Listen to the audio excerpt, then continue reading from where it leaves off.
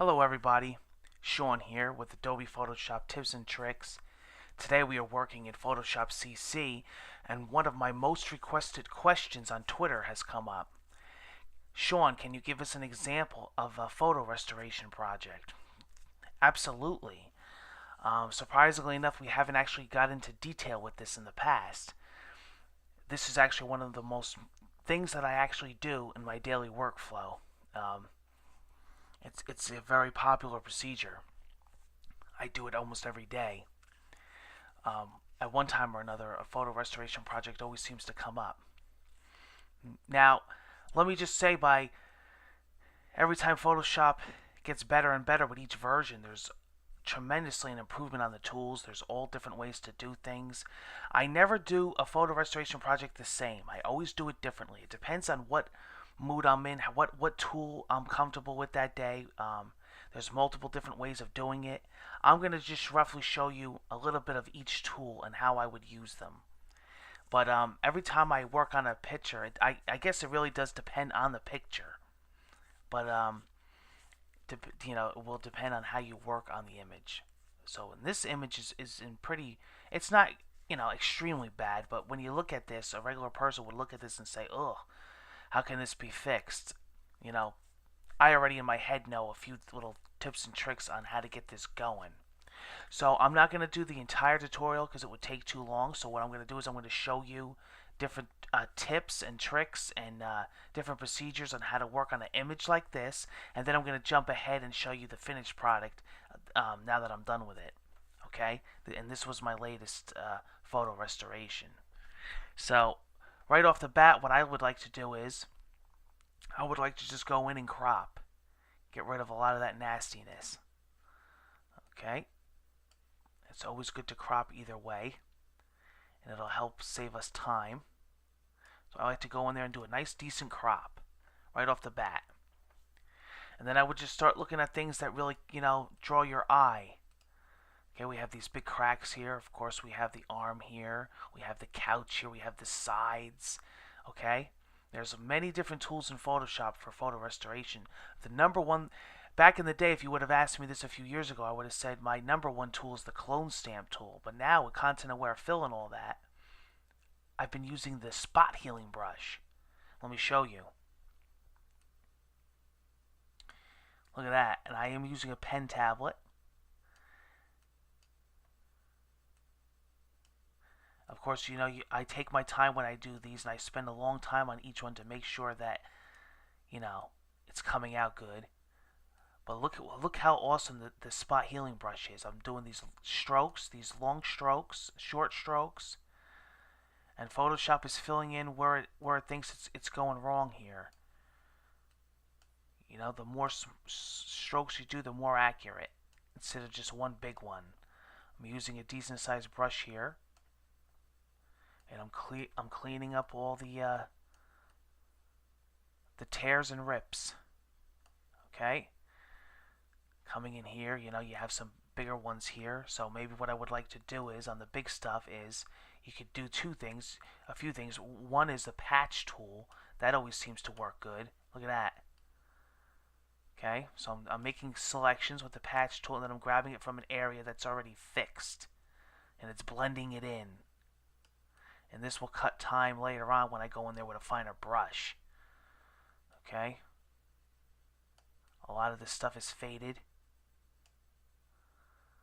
Alright, so from that small amount of time, you could see the path that we're going down.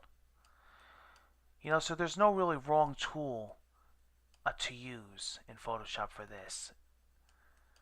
It really does depend on the image, and it also depends on how bad the image is.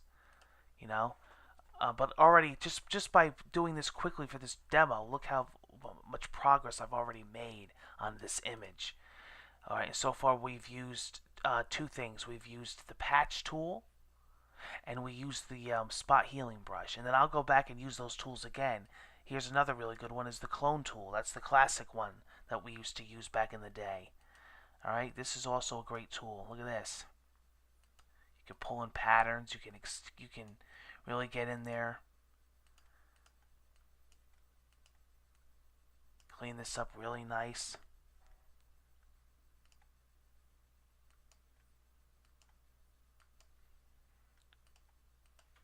And I like to take my time, and sometimes I work on these pictures for hours at a time.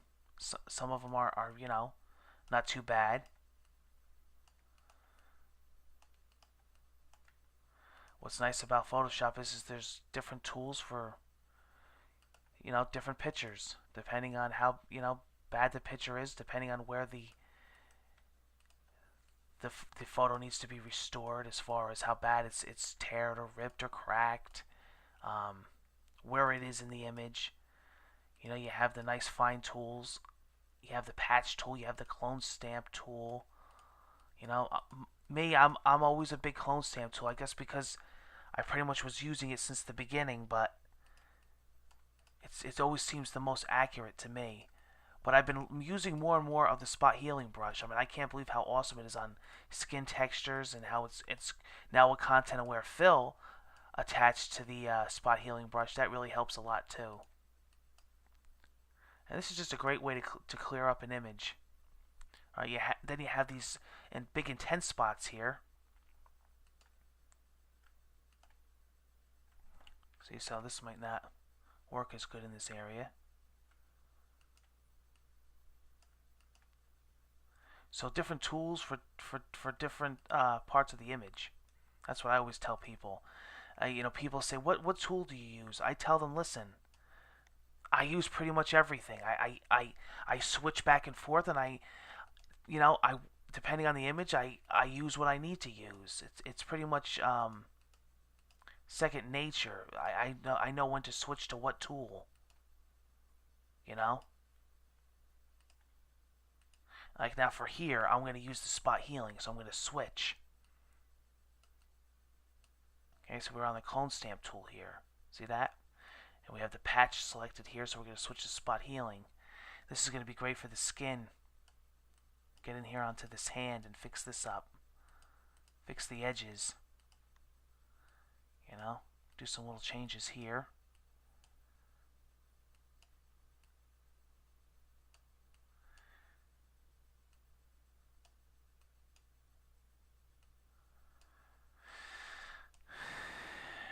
We got under the eye here, we have something here. Might want to use a smaller bracket key.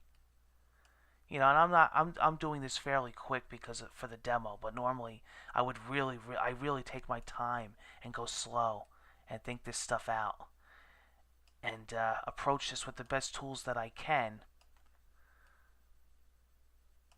and really clean up this image nice. I work on these many times a week, so I go through these tools pretty quick. And after a while, you'll know what tool's going to work with what part of the image. You'll know when you need to use the clone, when you need to use the spot healing, and you switch back and forth as you need them.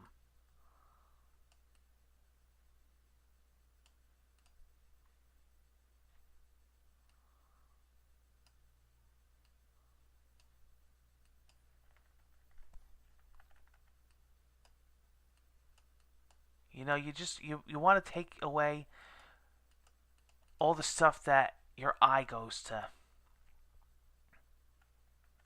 and you want to really fix that up.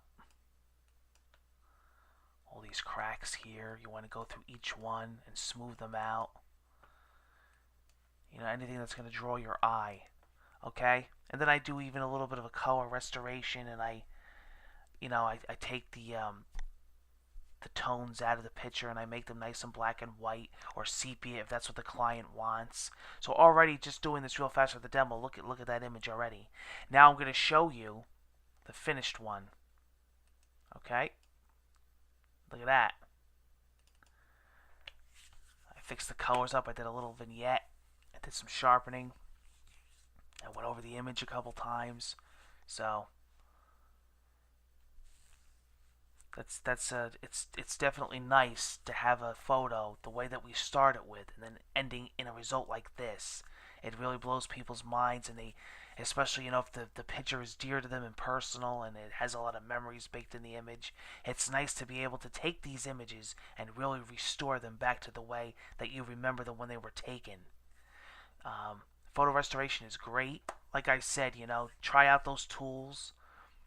There's more than one way to do each thing in Photoshop, especially when it comes to restoring a photo. Thanks for joining me today. I hope you enjoyed that. I hope it was helpful. I hope you try out those methods that I showed you. Take care, and I'll see you again on the next episode.